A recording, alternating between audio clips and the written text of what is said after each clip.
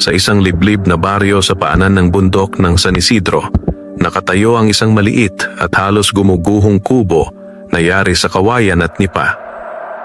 Sa tuwing hahaplos ang malamig na hangin mula sa kabundukan, maririnig ang marahang paglangit-ngit ng bubong na parabang nagrereklamo sa bigat ng mga taong lumipas. Doon naninirahan ang magkapatid na sina Lino at Maya, dalawang batang iniwan ng kapalaran na walang ina at walang ama. Si Lino ay 12 taong gulang. Payat ang kanyang katawan, ngunit matatag ang kanyang loob. Madalas ay tila mas matanda siya kaysa sa kanyang edad dahil maaga siyang natutong humarap sa hirap ng buhay. Ang kanyang mga mata ay puno ng pag-iingat at pag-aalala. Ngunit sa kaibuturan nito ay may apoy ng pag-asa na ayaw mamatay. Si Maya naman ay 8 taong gulang pa lamang. May mahahabang pilikmata at mapupungay na mata na laging puno ng pangarap. Kahit sa gitna ng kahirapan, nananatili ang kanyang ngiti. Tila ba iyon ang kanyang sandata laban sa lungkot at takot. Matagal nang wala ang kanilang mga magulang. Isang gabi, 7 taon na ang nakalipas, hindi na bumalik ang kanilang ama mula sa pagtatrabaho sa minahan sa kabilang bundok. Sinundan ito ng ina nilang nagkasakit at tuluyang pumanaw matapos ang ilang buwan. Simula noon, ang 2 bata ay naiwan sa mundo na tila walang naghihintay sa kanila kundi ang lamig ng gabi at ang hirap ng araw-araw na pamumuhay. Sa una, tinulungan sila ng ilang kamag-anak. Ngunit habang lumilipas ang panahon, unti-unti ring nawala ang mga ito. May lumipat, may nagkaroon ng sariling problema at may sadyang lumayo. Naiwan ang magkapatid sa kanilang munting kubo, umaasa sa kaunting tanim na gulay, sa pangingisda sa ilog at sa paminsang tulong ng mababait na kapitbahay. Tuwing madaling araw, bago pa sumilip ang araw sa likod ng bundok, bumabangon na si Lino. Dahan-dahan siyang bumabangon mula sa banig na halos punit-punit na. Tinitingnan niya si Maya na mahimbing pa ang tulog, yakap ang lumang kumot na tila tanging alaala ng kanilang ina. Hindi niya ginugulo ang kapatid.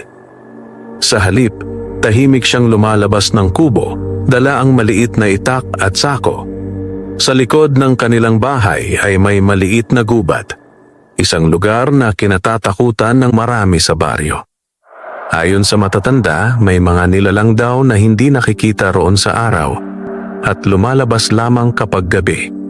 Ngunit para kay Lino, iyon ang kanyang munting kayamanan. Doon siya naghahanap ng panggatong, ligaw na gulay, at kung minsan ay mga kabuting maaaring ibenta sa palengke. Habang naglalakad siya sa makitid na daan, naririnig niya ang huni ng mga ibon at ang lagaslas ng mga dahon.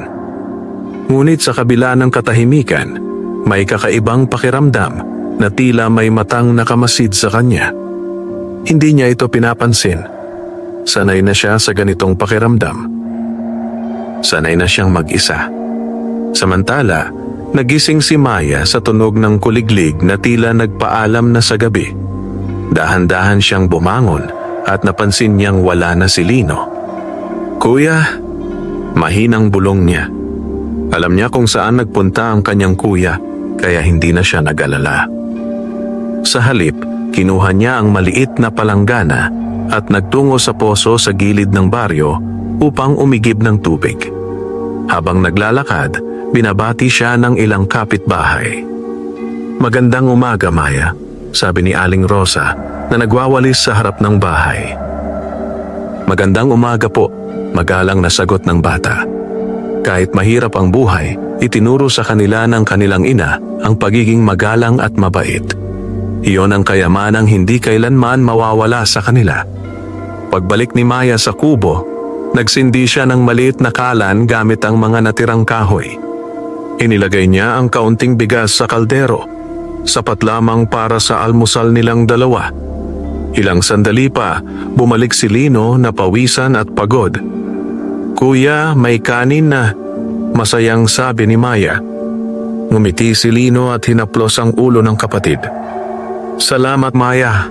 Buti na lang at andyan ka." Kumain sila ng tahimik. Sinasabayan ng tunog ng hangin at ng malalayong huni ng ibon. Wala silang ulam kundi kaunting asin at tuyong isda na natira pa kahapon. Ngunit para sa kanila, sapat na yon. Pagkatapos kumain, nagpasya si Lino na pumunta sa bayan upang magbenta ng mga kabuting nakuha niya. "Dito ka lang ha?" bilin niya kay Maya. "Huwag kang lalabas ng mag-isa." "Opo, kuya," sagot ng bata. Nang makaalis si Lino, naiwan si Maya sa kubo. Umupo siya sa maliit na bangko at nagsimulang maglaro gamit ang ilang bato at dahon. Gumagawa siya ng mga munting kwento sa kanyang isipan, mga kwentong may mga prinsesa, diwata at masasayang pamilya. Ngunit biglang nagbago ang ihip ng hangin. Lumamig ang paligid. Tumahimik ang mga ibon. At sa likod ng kanilang kubo, sa ilalim ng isang matandang punong balete, may munting aninong gumalaw. Isang maliit na nilalang ang sumilip mula sa likod ng ugat ng puno. May suot itong dahong parang sombrero, may mata na kumikislap sa tuwa, at may ngiting tila laging may binabalak na kalokohan. Isa siyang duwende. Ngunit hindi ordinaryong duwende. Siya ang kilalang makulit sa buong kagubatan. Ang duwendeng si Pilong. Matagal na niyang pinagmamasdan ng magkapatid. Nakikita niya ang kanilang paghihirap, ang kanilang pagtitiis, at ang kanilang pagmamahalan. Sa una, naaawa lamang siya. Ngunit kalaunan, nabighani siya sa tapang at kabutihan ng mga bata. "Ay nako!" bulong ni Pilong sa sarili. Mukhang masaya itong paglaruan. Dahan-dahan siyang lumapit sa bintana ng kubo. Sumilip siya. Nakita niya si Maya na abalang naglalaro. Walang kamalay-malay na may matang nakatingin sa kanya. Ngumisi ang duwende. At sa isang iglap, gumalaw ang mga dahon sa sahig ng kubo. Kahit walang hangin. Napatingin si Maya. "Ha?" bulong niya. Biglang gumalaw ang isang maliit na bato. Kumulong ito papunta sa kanyang paanan. Kinilabutan siya. "Kuya?" tawag niya. Kahit alam niyang wala ito roon. Tahimik ang paligid. Ngunit sa likod ng katahimikan, may munting halakhak na halos hindi marinig. Nakatago sa anino, nakamasid ang makulit na duwende. Handa ng guluhin ang payapang buhay ng magkapatid. Hindi upang saktan sila, kundi upang subukin ang kanilang puso, tapang, at kapalaran. At sa araw na iyon, nagsimula ang isang kwentong magbabago sa buhay ni Lino at Maya magpakailanman. Hindi agad nawala sa isipan ni Maya ang kakaibang pangyayaring naganap sa kubo. Matapos gumulong ang maliit na bato sa kanyang paanan, nanatili siyang nakatayo sa gitna ng silid, hawak ang laylayan ng kanyang damit at pilit pinapakalma ang sarili. Pinakinggan niya ang paligid, ang mahinang ugong ng hangin, ang kaluskos ng mga dahon sa labas, at ang malayong tilaok ng manok mula sa kabilang dulo ng baryo. Wala siyang narinig na kakaiba. Wala ring nakita. Ngunit dama niya sa kanyang dibdib na hindi iyon karaniwan. Umupo siya muli sa bangko, ngunit hindi na siya naglaro. Sa halip nakatitig siya sa sahig na kawayan, nag-aabang kung may muli pang gagalaw. Sa likod ng kubo, nakaupo si Pilong sa ugat ng punong balete. Pinipigilan niya ang kanyang tawa. "Ang bilis matakot," bulong niya. "Ang sarap asarin." Iwinasiwas niya ang kanyang munting kamay at isang tuyong dahon ang dahan-dahang lumipad papasok sa bintana. Umikot ito sa hangin bago dumaos-dos sa harap ni Maya. Napaatras ang bata. May multo ba rito?" pabulong niyang sabi. Napangiti si Pilong. Hindi niya layong takutin ng husto ang bata. Para sa kanya, ang lahat ay laro lamang. Ngunit sa puso ng isang batang mag-isang naiwan sa kubo, ang ganitong hiwaga ay nagdudulot ng matinding kaba. Pinilit ni Maya na magpakatatag. Naalala niya ang bilin ng kanyang kuya. Huwag matakot. Huwag basta-basta maniwala sa mga anino. Kaya tumayo siya at naglakas loob na silipin ang bintana. Wala. Tanging ang punong balete, at ang mga gumagalaw na dahon ang kanyang nakita. Siguro, hangin lang, bulong niya sa sarili. Ngunit nang siya'y tumalikod, biglang may mahinang tunog ng katok sa likod ng dingding. Tok. Napatalon siya. Tok. Muli. Sinong nandoon? Nanginginig niyang tanong. Walang sumagot. Sa labas, pinipigilan ni Pilong ang sarili na huwag matawa ng malakas. Nakadikit ang kanyang tenga sa kawayan at tuwang-tuwa sa reaksyon ng bata. Konti pa, bulong niya. Konti pa. Muling tumunog ang katok. Tok, tok. Sa pagkakataong ito, naglakas loob si Maya. Kinuha niya ang maliit na walis at dahan-dahang lumapit sa dingding. Kung sino ka man, sabi niya, huwag mo po akong takutin. Mag-isa lang po ako. Tumigil ang katok. Nanahimik ang paligid. Napatigil din si Pilong. Hindi niya inaasahan ang ganitong sagot. May lambing at tapang ang tinig ng bata. Hindi galit, hindi paninisi, kundi pakiusap. Sa unang pagkakataon, nakaramdam ang duwende ng kakaibang kurot sa kanyang dibdib. Bakit parang nalulungkot siya? Bulong niya. Saglit siyang nag-isip. Pagkatapos, dahan-dahan siyang lumabas mula sa likod ng dingding. Hindi siya lubusang nagpakita. Isang munting anino lamang ang nasilayan ni Maya sa sahig. Napansin ito ng bata. May tao po ba dyan? Tanong niya. Hindi sumagot si Pilong. Sa halip, naghulog siya ng isang maliit na prutas, isang makintab na bayabas, sa may pintuan ng kubo. Tumilapon ito at huminto sa tabi ni Maya. Napamulagat ang bata. Paano napunta dito to? Bulong niya. Dinampot niya ang bayabas. Sariwa. Malinis. Walang bahid ng lupa.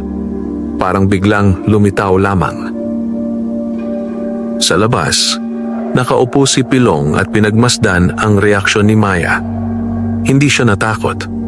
Hindi rin siya tumakbo. Sa halip, ngumiti ito. Salamat po. Mahina niyang sabi, kahit hindi niya alam kung kanino siya nagpapasalamat. Napakamot sa ulo ang duwende. Bakit parang masaya siya? Bulong niya. Lumipas ang ilang sandali. Dumating si Lino mula sa bayan. Dala ang kaunting pera at isang supot ng bigas. Pagod siya ngunit may ngiti sa labi. May nangyari ba dito? Tanong niya nang mapansin ang kakaibang anyo ng kapatid. Kakuya, sabi ni Maya. Parang may naglalaro dito kanina. Napakunot noo si Lino. Anong ibig mong sabihin? Ikinwento ni Maya ang tungkol sa gumulong na bato, lumilipad na dahon, katok sa dingding at bigla ang bayabas. Tahimik na nakinig si Lino. Hindi siya agad nagsalita. Sa baryo nila, maraming kwento tungkol sa mga nilalang sa gubat, duwende, engkanto at iba pang hindi nakikita. Hindi siya naniniwala noon. Ngunit sa mga nangyari, baka may tumutulong sa atin. Marahan niyang sabi. Tumutulong? Tanong ni Maya. O baka nagmamasid? Sagot ni Lino. Sa likod ng punong balete, nakikinig si Pilong. Napangiti siya. Hindi rin pala bobo ang batang to. Bulong niya. Mula sa araw na iyon, halos araw-araw ay may kakaibang nangyayari sa kubo. Minsan, may biglang lilitaw na prutas sa mesa. Minsan may nawawalang gamit na biglang bumabalik. Minsan, may maliliit na yabag sa gabi. Hindi na masyadong natatakot si Maya. Unti-unti, nasanay siya. At si Pilong, na dating nananadya lamang, ay nagsimulang masanay sa presensya ng magkapatid. Sa kanyang puso, unti-unting nabubuo ang isang damdaming matagal na niyang hindi naramdaman. Ang pagnanais na manatili. Ang pagnanais na magbantay. Ang pagnanais na maging bahagi ng kanilang mundo. Lumipas ang ilang linggo na puno ng hiwaga at katahimikan sa buhay ni Lino at Maya. Hindi na bago sa kanila ang biglaang paglitaw ng prutas sa mesa, ang pag-aayos ng mga gamit na hindi naman nila ginalaw, at ang munting kaluskos sa gabi na tila may naglalakad sa paligid ng kanilang kubo. Unti-unti, naging bahagi na ito ng kanilang araw-araw na pamumuhay. Ngunit sa kabila nito, wala pa rin silang malinaw na sagot kung sino ang gumagawa ng lahat ng iyon. Isang hapon, matapos ang mahabang araw ng pagtulong ni Lino sa bukid ng Aling Rosa, kapalit ng kaunting bigas, umuwi siyang pagod na pagod. Pagdating sa kubo, nadatnan niya si Maya na nakaupo sa sahig, abalang naglalatag ng maliliit na piraso ng tinapay at prutas sa isang dahon. "Anong ginagawa mo?" tanong ni Lino. Umiti si Maya. "Kuya," sabi niya, "para sa kaibigan natin." Napakunot-no si Lino. "Anong kaibigan?" "Yung tumutulong sa atin," sagot ng bata. "Baka nagugutom din siya." Natahimik si Lino. Matagal niyang tinitigan ang mga inilatag na pagkain. "Naniniwala ka na talaga na may nilalang dito?" Marahan niyang tanong. "Opo," sagot ni Maya. "Pakiramdam ko mabait siya." Hindi na tumutol si Lino. Sa halip, tumango siya. "Kung sino man siya," sabi niya, "sana'y mabuti ang kanyang intensyon." Sa likod ng punong balete, nakasilip si Pilong. Nakita niya ang mga pagkaing inilatag sa dahon. Napatigil siya. Hindi siya sanay na bigyan ng handog. Karaniwan, ang mga tao ay natatakot sa kanya o nag-aalay dahil sa takot. Ngunit ang batang ito, nag-aalay dahil sa pasasalamat. "Para sa akin?" bulong niya. Unang beses niyang nakaramdam ng hiya. Dahan-dahan siyang lumapit. Naglakad siya sa mga ugat ng puno, tahimik na parang hangin hanggang makarating sa may bintana. Sumilip siya at nakita si Maya na nakaupo, nakapikit, tila nagdarasal. "Salamat po sa lahat ng tulong," mahinang sabi ng bata. "Kung sino man po kayo, sana huwag kayong umalis." Nanginig ang dibdib ni Pilong. May kung anong bumigat at gumaan ng sabay. Nagpasya siya. Panahon na para magpakita. Habang papalubog ang araw at nagiging kulay kahelang langit, biglang umihip ang malamig na hangin sa paligid ng kubo. Kumaluskos ang mga dahon. Umindayog ang bubong. Napatingin si Lino sa labas. "May bagyo ba?" tanong niya. Ngunit malinaw ang langit. Sa gitna ng bakuran, unti-unting lumitaw ang isang munting liwanag. Parang alitap-tap. Parang bituing bumaba sa lupa. Mula sa liwanag, unti-unting nabuo ang isang maliit na figura. Isang batang duwende. May suot na sombrerong dahon, may matang kumikislap, at may pisngi na mapulang-mapula. Napatayo si Maya. "Kuya," bulong niya. Napatigil si Lino. Hindi siya makagalaw. Nakatayo sa harap nila si Pilong. Kinakabahan, pinagpapawisan, at halatang hindi sanay magpakita sa tao. Nauutal niyang sabi, "Huwag kayong matakot." Tahimik ang paligid. Naririnig lamang ang tibok ng kanilang mga puso. Isa po akong duwende," dagdag niya. Napahawak si Maya sa kamay ng kuya niya. Ngunit hindi siya tumakbo. Hindi siya sumigaw. Sa halip, lumapit siya ng kaunti. "Ikaw po ba? Yung nagbibigay ng prutas?" tanong niya. Tumango si Pilong. "Opo." "Yung nag-aayos ng gamit?" "Opo." "Yung kumakatok sa dingding?" Napakamot siya sa ulo. "Opo rin." Napangiti si Maya. "Salamat po," masaya niyang sabi. Napatulala si Pilong. "Ha? Salamat po sa pagtulong sa amin," dagdag niya. Lumapit din si Lino, bagamat may kaba pa rin. "Hindi mo kami sinasaktan," sabi niya. Bakit? Napabuntong hininga si Pilong. Matagal ko na kayong pinagmamasdan, sabi niya. Magkapatid kayo, pero parang kayo na lang ang pamilya ng isa't isa. Naalala ko ang sarili ko. May pamilya ka rin po ba? Tanong ni Maya. Yumuko ang duwende. Dati, sagot niya. Pero matagal na silang nawala. Naging tahimik ang paligid. Nagtagpo ang kanilang mga mata. 3 pusong sugatan, ngunit handang magmahal. Mula noon, hindi na nagtatago si Pilong. Tuwing hapon, dumadalaw siya. Naglalaro sila ni Maya. Tinutulungan niya si Lino sa pangunguha ng kahoy. At sa bawat araw na lumilipas, mas nagiging malapit ang tatlo. Ngunit sa likod ng kanilang munting kaligayahan, may mga matang nagmamasid mula sa kailaliman ng kagubatan.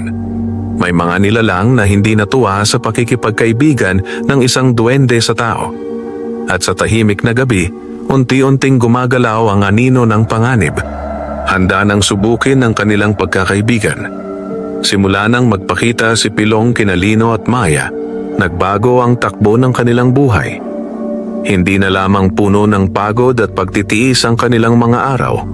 May halakhak na sa kanilang munting kubo, may kwentuhan tuwing dapit hapon, at may pag-asa sa bawat pagsikat ng araw. Tuwing umaga, sinasamahan ni Pilong si Lino sa pangunguha ng kahoy. Ginagamit niya ang kanyang munting mahika upang patuyuin agad ang mga basang sanga. Minsan naman, tinutulungan niya si Maya sa paglilinis ng paligid. Pinapagalaw ang mga dahon na tila may sariling isip. Kapag gabi, nagkukwento sila sa ilalim ng bituin. Nagkukwento si Pilong tungkol sa mundo ng mga duwende, mga punong kumikislap sa dilim, mga ilog na nagsasalita, at mga batong may alaala ng nakaraan. Nakikinig naman sina Lino at Maya na tila ba dinadala sa isang panaginip. Ngunit isang gabi, nagbago ang tono ng kanyang mga kwento. Tahimik silang nakaupo sa labas ng kubo. Ang buwan ay bilog at maliwanag, ngunit may kakaibang lamig ang hangin. Biglang tumigil sa pagsasalita si Pilong. Napansin ito ni Maya. Pilong? Tanong niya. Bakit po? Nakatitig ang duwende sa gubat. Kumunot ang kanyang noo. May mali, bulong niya. Anong mali? Tanong ni Lino. Tumayo si Pilong. Ikiniling niya ang ulo, parang nakikinig sa isang tinig na hindi nila marinig. May gumagalaw sa loob ng kagubatan, sabi niya.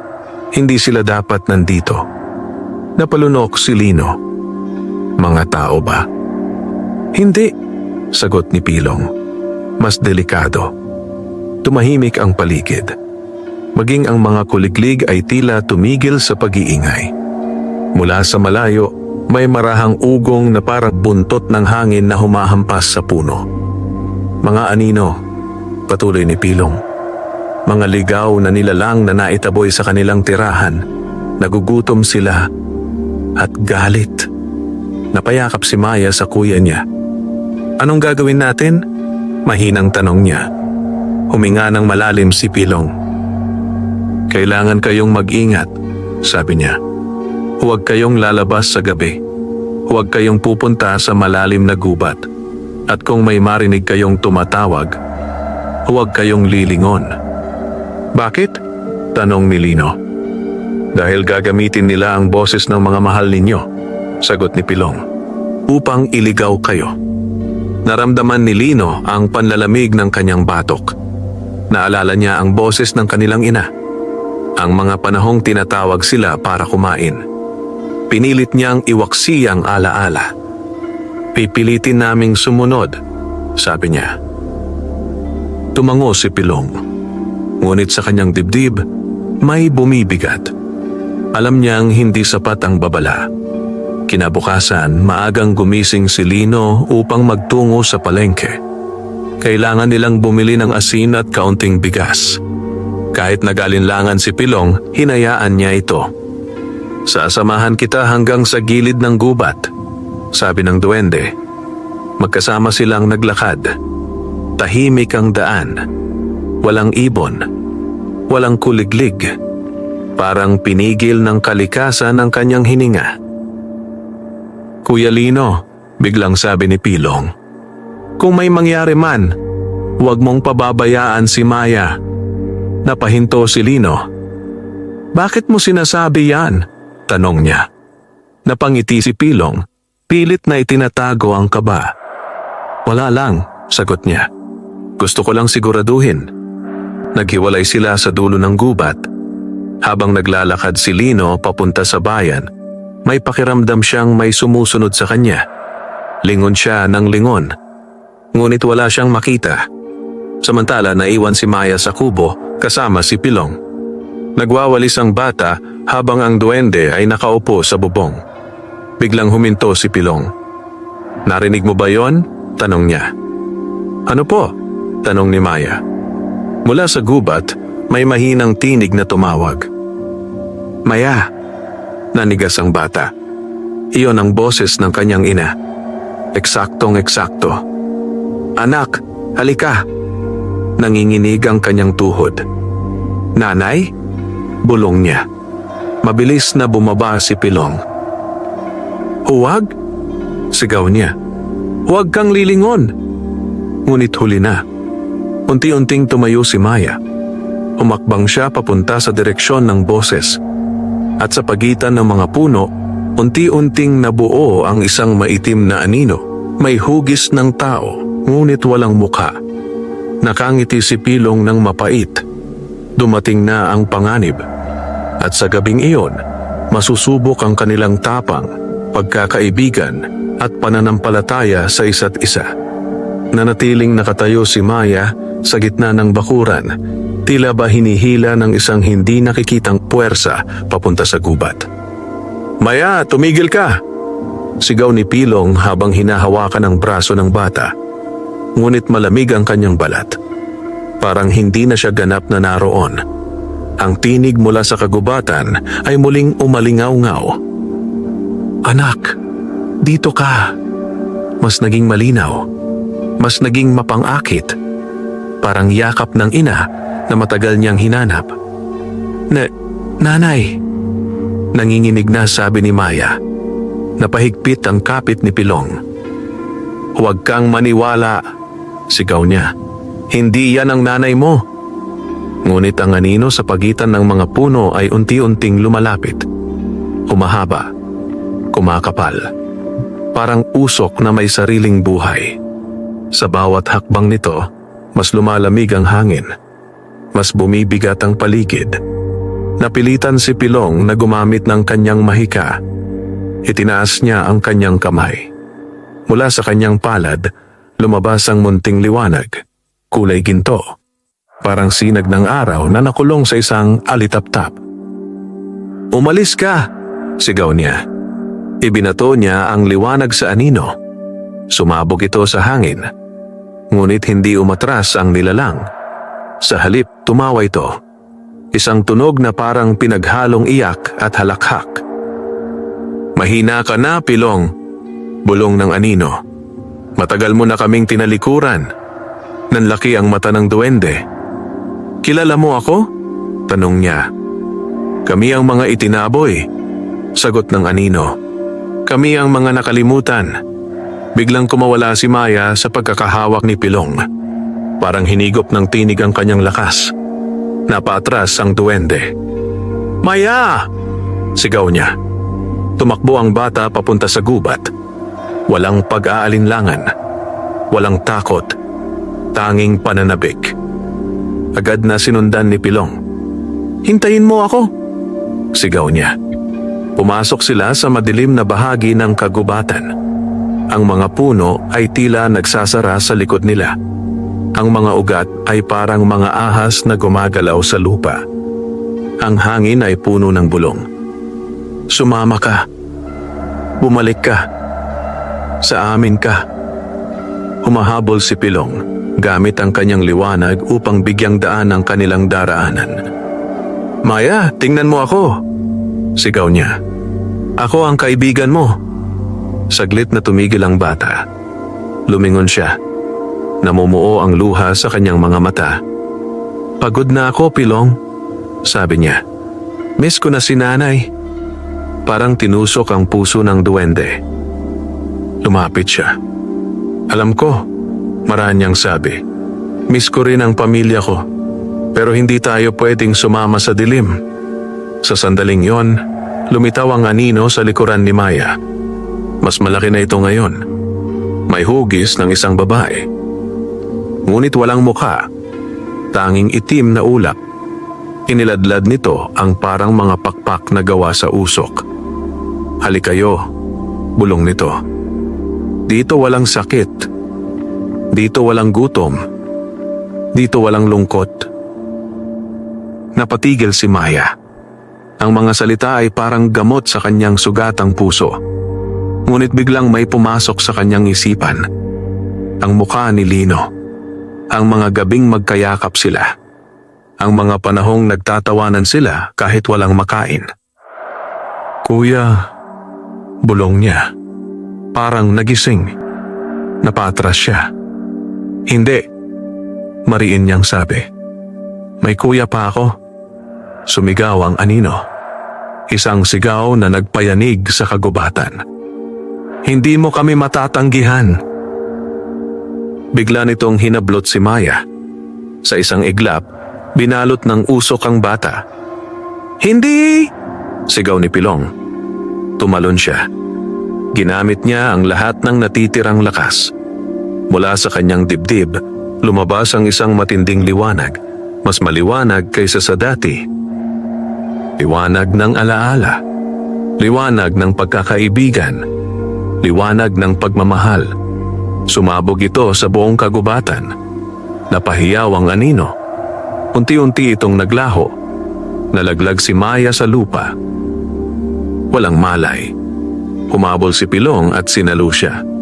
Hawak-hawak niya ang bata, humihingal. Maya, gising na, pakiusap niya. Maya-maya, dumilat ang bata. Pilong, mahina niyang sabi. Naluha ang duwende. Pasensya na, sabi niya. Hindi kita pababayaan. Sa malayo, tumatakbo si Lino pauwi. May masamang pakiramdam sa dibdib. Hindi pa niya alam na muntik na niyang mawala ang kanyang kapatid. Na muntik nang magwagi ang dilim. At na ang laban nila ay nagsisimula pa lamang. Hingal na hingal si Pilong habang yakap-yakap si Maya sa gitna ng kagubatan. Nakahandusay ang bata sa kanyang mga bisig. Malamig ang noo at bahagyang nanginginig. Sa paligid nila, unti-unting bumabalik ang katahimikan. Ang mga punong kanina ay tila nagngangalit ay muli nang tumayo ng payapa. Ang mga ugat na gumalaw ay muling nanahimik. Ngunit sa puso ng duwende, hindi pa tapos ang takot. Maya, huwag kang matulog, pakiusap niya. Andito lang ako. Pinahid niya ang luha sa pisngi ng bata. Maya-maya, narinig niya ang mga yabag. Pilong! Maya! Boses ni Lino. Mula sa pagitan ng mga puno, lumitaw ang binata, pawisan, hingal, at puno ng pangamba ang mga mata. Nang makita niya ang kapatid sa bisig ng duwende, napasigaw siya. Maya! Tumakbo siya at lumuhod sa tabi nila. Anong nangyari? Nanginginig niyang tanong. May anino, sagot ni Pilong. Tinawag siya. Ginaya ang boses ng nanay niya. Nanlaki ang mata ni Lino. Napahawak siya sa kamay ni Maya. Maya, gising ka na. Pakiusap niya. Dahan-dahang dumilat ang bata. Kuya, mahina niyang sabi. Naluha si Lino. Salamat sa Diyos, bulong niya. Mahigpit niyang niyakap ang kapatid. Sa sandaling iyon, tahimik na nakamasid si Pilong. Naramdaman niyang para siyang bahagi ng pamilya. Isang pamilya na matagal na niyang hinanap. Maingat nilang inuwi si Maya sa kubo. Pinainom siya ni Lino ng mainit na sabaw na galing sa dahon at ugat na itinuro ni Pilong.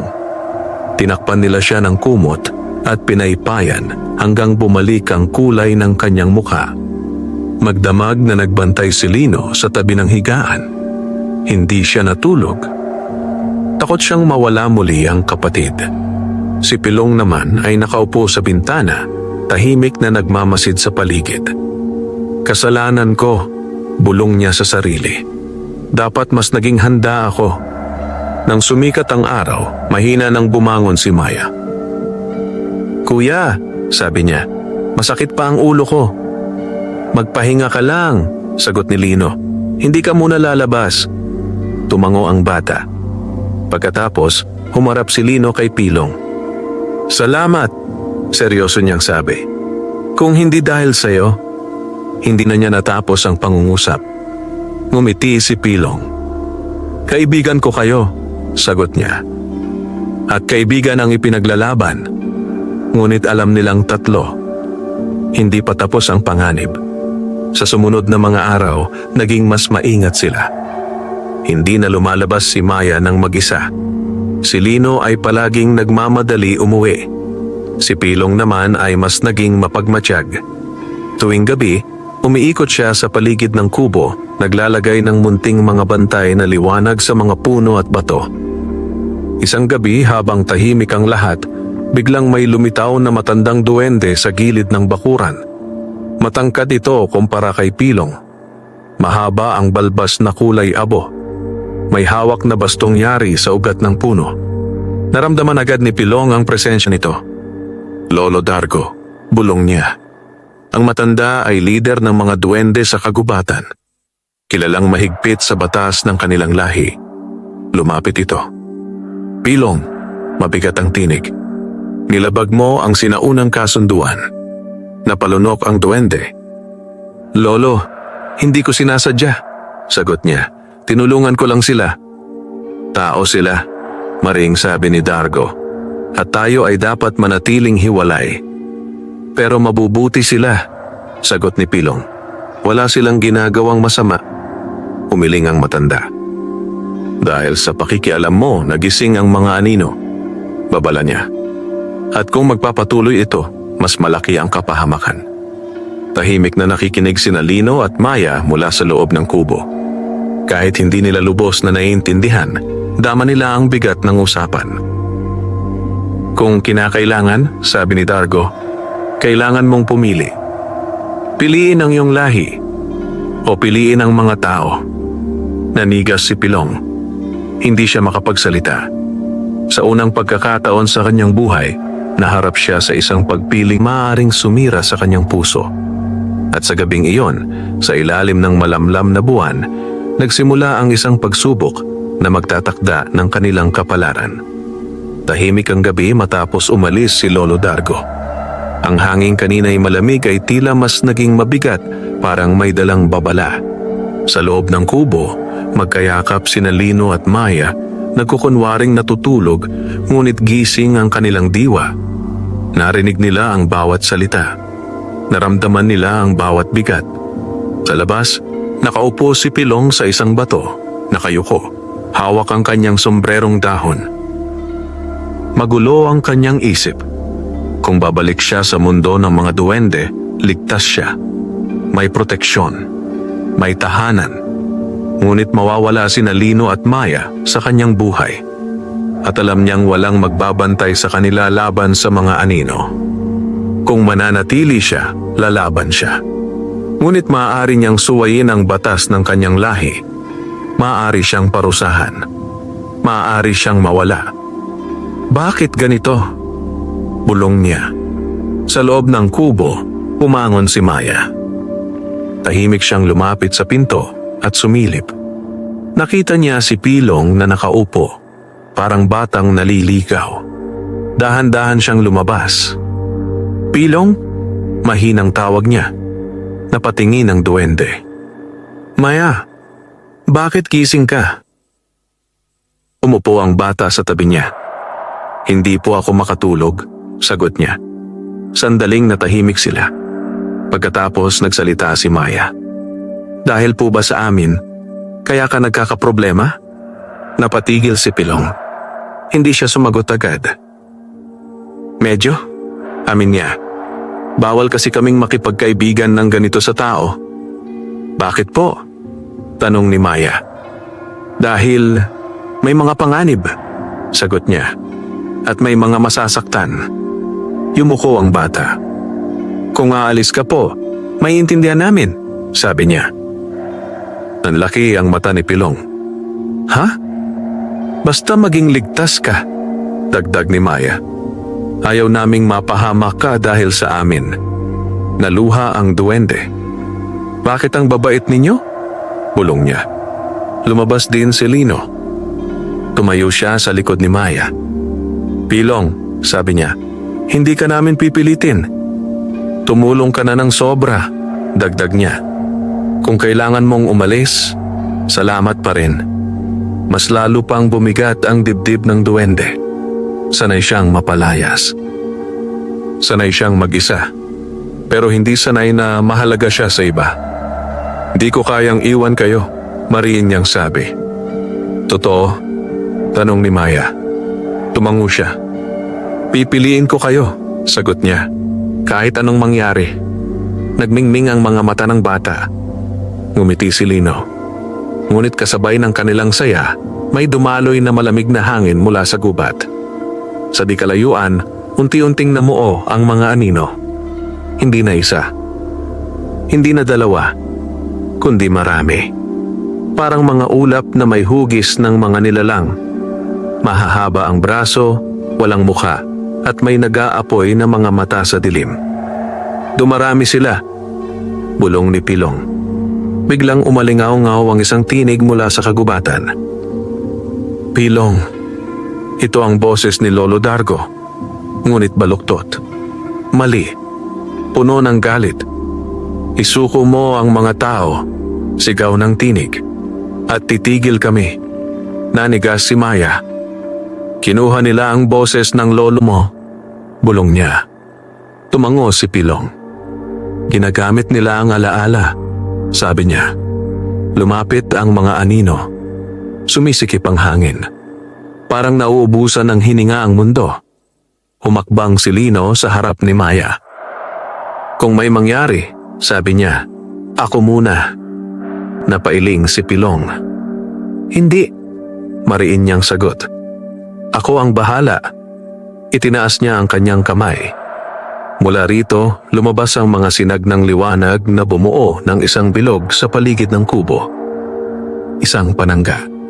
Ngunit alam niyang hindi ito magtatagal. Masyadong marami ang kalaban.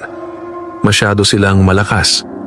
At sa gitna ng papalapit na dilim, 3 pusong nagkaisa ang naghahanda para sa pinakamalaking laban ng kanilang buhay. Umiikot ang bilog na liwanag sa paligid ng kubo na parang munting araw na nagbabantay sa gabi. Sa loob nito, magkakatabi sina Lino, Maya at Pilong. Hawak ni Lino ang kamay ng kapatid. Si Maya naman ay mahigpit na yumakap sa duwende. Sa labas ng liwanag, gumagalaw ang mga anino. Paikot-ikot. Parang mga gutom na hayop na naghahanap ng siwang. Humihinga ang dilim. Sumisirit ang malamig na hangin sa lupa. Hindi ito magtatagal, bulong ni Pilong. Kailangan nating gumawa ng paraan. Anong paraan? Tanong ni Lino. Tumingin ang duwende sa buwan. Bahagya na itong natatakpan ng ulap. May isang sinaunang liwanag, sabi niya.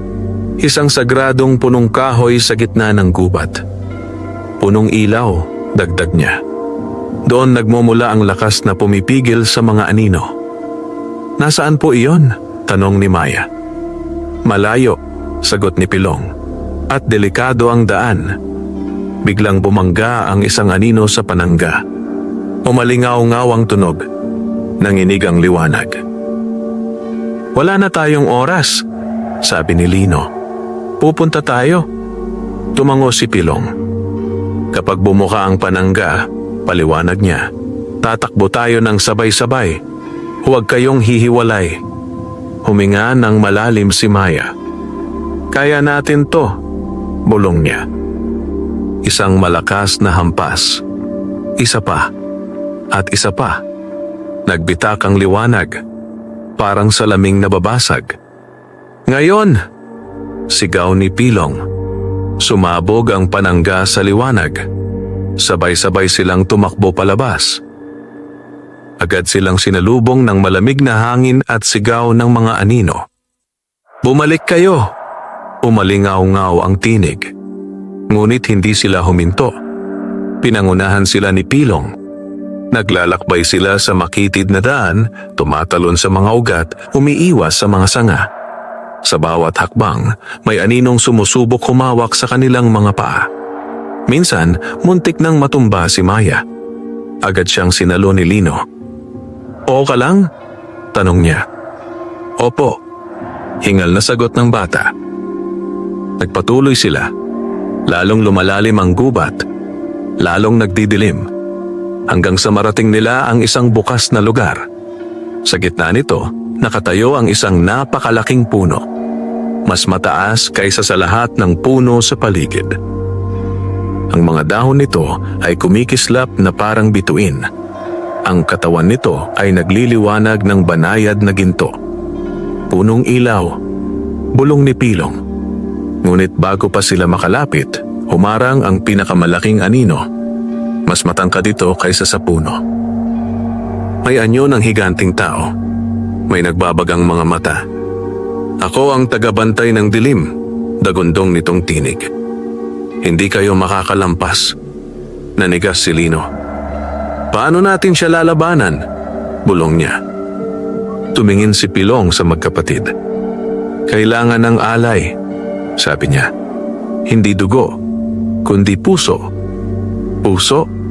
tanong ni Maya. "Kailangan ng tapang," paliwanag niya. "Pagmamahal, sakripisyo." Humakbang si Lino. "Ako?" sabi niya. "Ibibigay ko." "Hindi!" sigaw ni Maya. Ngunit huli na. Humarap si Lino sa higanting anino. "Inaalay ko ang sarili ko," sigaw niya, "para sa kapatid ko." Biglang umilaw ang kanyang dibdib. Isang liwanag na nagmula sa kanyang pagmamahal kay Maya. Sumigaw ang anino. Napaatras. Ngunit hindi pa tuluyang natalo. Humakbang din si Maya. "At ako," sabi niya, "para sa kuya ko." Mula sa kanyang puso lumabas ang mas malambot na liwanag, parang yakap ng ina. Lumakas ang ningning. Tumingin si Pilong sa dalawa. Naluha siya. "Ako rin," marin niyang sabi. "Para sa pamilya ko." Sumabog ang tatlong liwanag. Nagsanib. Bumuo ng isang napakalakas na sinag. Tumama ito sa tagabantay ng dilim. Umalingaw-ngaw ang sigaw nito sa buong kagubatan. Unti-unti itong natunaw sa hangin. Tumahimik ang paligid. Muling nagliwanag ang punong ilaw. At sa ilalim ng mga kumikislap na dahon, tatlong pusong nag-alay ang nagtagumpay laban sa takot. Ngunit hindi pa tapos ang kanilang pagsubok. Dahil ang tunay na lihim ng kagubatan ay unti-unti pa lamang nagbubukas. Tahimik ang buong kagubatan matapos maglaho ang tagabantay ng dilim. Ang hangin kanina'y mabigat ay naging magaan. Ang mga dahon ay muling umindak. Ang mga ibon ay nagsimulang umawit, tila ba nagdiriwang. Sa gitna ng liwanag ng punong ilaw, nakaupo sa lupa sina Lino, Maya at Pilong. Hingal na hingal, pagod, ngunit buhay. "Kuya," mahina ang tinig ni Maya. "Masakit ang dibdib ko." Agad siyang niyakap ni Lino. "Ayos lang yan," sabi niya. "Nandito lang ako." Lumapit si Pilong sa puno. Dahan-dahan niyang inilapat ang kanyang palad sa katawan nito. Mainit. Buhay. Parang may tibok ng puso. Biglang kumislap ang buong puno. Mula sa liwanag, may unti-unting nabuo na anyo. Isang babae na yari sa liwanag. Mahaba ang buhok na parang sinag ng araw. May matang puno ng awa at karunungan. Tagapangalaga, bulong ni Pilong. Ang nilalang ay ang espiritu ng punong ilaw. Tagapag-ingat ng balanse ng kagubatan. Tumingin ito sa tatlo. "Bakit kayo narito?" Malambing na tanong nito. Tumayo si Pilong. Upang pigilan ang dilim, sagot niya. Upang iligtas ang mga kaibigan ko. Ngumiti ang espiritu. Nakita ko ang inyong sakripisyo, sabi nito. Bihira ang nag-aalay ng puso nang walang hinihinging kapalit. Lumapit ito kina Lino at Maya. Hinaplos ang kanilang noo. Agad na nawala ang pagod nila. Naging malinaw ang kanilang isipan. Nagmula ang mga anino sa puot at lungkot, paliwanag ang espiritu. Sila ay dating mga nilalang na itinaboy at nakalimutan. Parang ikaw po, Pilong? Tanong ni Maya. Tumango ang duwende. Opo, sagot niya. Ngumiti ang espiritu. Ngunit pinili mong magmahal, sabi nito. At iyon ang nagligtas sa iyo. Tumingin ito sa kalangitan. May mas malalim na sugat ang kagubatan, patuloy nito. Maraming taon nang winawasak ng kasakiman ng tao ang aming tahanan. Dahil dito, nagalit ang ilang espiritu at naging anino. Nanahimik si Lino. Naalala niya ang mga ilegal na pagtutroso, ang mga basurang itinatapon sa ilog, ang mga punong pinuputol. Kaya po pala, bulong niya. Ngunit may pag-asa pa, sabi ng espiritu, dahil may mga pusong handang magbago. Tumingin ito kay Pilong. May misyon ka, sabi nito. Ano po yon? Tanong ng duwende. Maging tulay, sagot nito. Sa pagitan ng tao at ng mga nilalang. Maging bantay ng balanse. Napalunok si Pilong. Paano po sina Lino at Maya? Tanong niya. Ngumiti ang espiritu. Sila ang patunay na may kabutihan pa sa mundo ng tao, sagot nito. Kailangan nila ng proteksyon. Inilahad ng espiritu ang kamay nito. Mula rito, lumabas ang 3 munting butil ng liwanag. Isa para kay Lino, isa para kay Maya, isa para kay Pilong. Nang mapasakamay nila ito, naramdaman nila ang init at kapayapaan. Mga butil ng pag-asa, paliwanag ng espiritu. Habang dalisay ang inyong puso, hindi kayo mapapahamak ng dilim. Unti-unting naglaho ang espiritu. Ngunit nanatili ang liwanag ng punong ilaw. Tahimik na bumalik ang 3 sa kanilang kubo. Habang naglalakad sila, dama nilang nagbago na sila. Mas matapang, mas matatag, mas handang magmahal. Ngunit sa malayo, sa isang bahagi ng kagubatan na hindi naaabot ng liwanag, may isang natitirang anino. Tahimik, mapagmasid, nag-aabang. Hindi pa tuluyang tapos ang laban. At ang huling pagsubok ay papalapit na. Muling sumikat ang araw sa baryo ng San Isidro na tila may dalang bagong pag-asa. Ang mga dahon ay mas luntian. Ang hangin ay mas presko. Ang ilog ay mas malinaw. Parang nagpasalamat ang kalikasan sa 3 pusong nag-alay ng tapang at pagmamahal. Sa munting kubo ni Lino at Maya, nagsimula ang araw ng may ngiti. Maagang gumising si Lino upang mag-igib ng tubig. Si Maya naman ay nagwalis sa bakuran, habang si Pilong ay nakaupo sa bubong, pinagmamasdan ang pagsikat ng araw. Parang iba na ang pakiramdam ngayon, sabi ni Maya. Tumango si Lino. Mas magaan, sagot niya. Ngumiti si Pilong. Dahil naghilom na ang sugat ng kagubatan, paliwanag niya. Ngunit sa kaibuturan ng gubat, sa lilim ng mga punong hindi naaabot ng araw, gumalaw ang natitirang anino. Ito ang pinakamatandang dilim. Pinagmulan ng lahat ng puot. Ang ugat ng kadiliman. Matagal na itong natulog. Ngunit nagising ito dahil sa liwanag ng punong ilaw. Dahan-dahan itong tinipo ng natitirang galit. At isang gabi, muling dumilim ang langit. Nagkulay abo ang buwan. Tumahimik ang mga ibon. Naramdaman agad ni Pilong ang panganib. Bumalik na naman, bulong niya. Mas malakas. Niyakap ni Lino si Maya. Anong gagawin natin? Tanong niya. Huminga ng malalim si Pilong. Hindi na sapat ang mahika, sagot niya.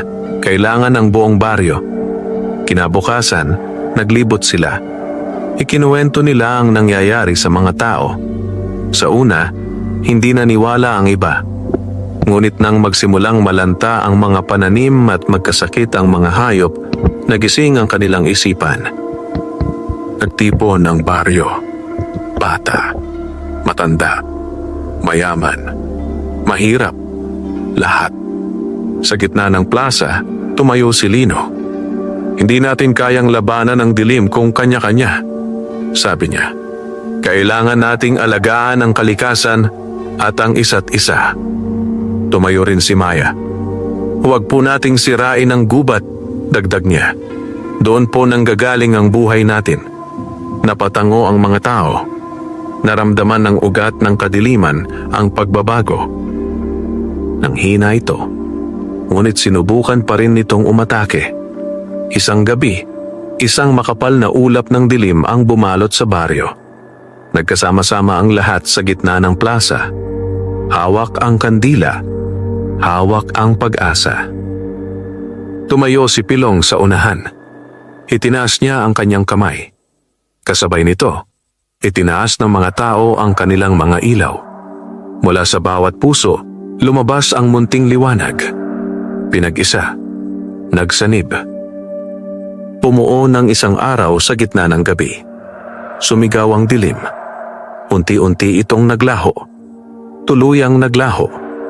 Naging katahimikan. Muling bumalik ang buwan sa dati nitong kulay. Napaluhod ang mga tao. Nagpasalamat. Mula noon, nagbago ang baryo. Hindi na sila basta pumuputol ng puno. Hindi na sila nagtatapon ng basura sa ilog. Tinuruan nila ang kanilang mga anak na mahalin ang kalikasan. Sina Lino at Maya ay nakapag-aral dahil sa tulong ng baryo. Si Lino ay naging guro. Si Maya ay naging manunulat ng mga kwento ng kababalaghan. At si Pilong, nanatili siyang bantay, tagapangalaga ng balanse, kaibigan ng tao, tagapagtanggol ng gubat. Tuwing gabi, kapag may batang nag-iisa o nalulungkot, may munting liwanag na sumisilip sa bintana. Isang paalala na hindi sila nag-iisa, na may pag-asa, na may kaibigang duwende. At sa baryo ng San Isidro, ang liwanag ng kabutihan ay hindi na muling nawala. Wakas.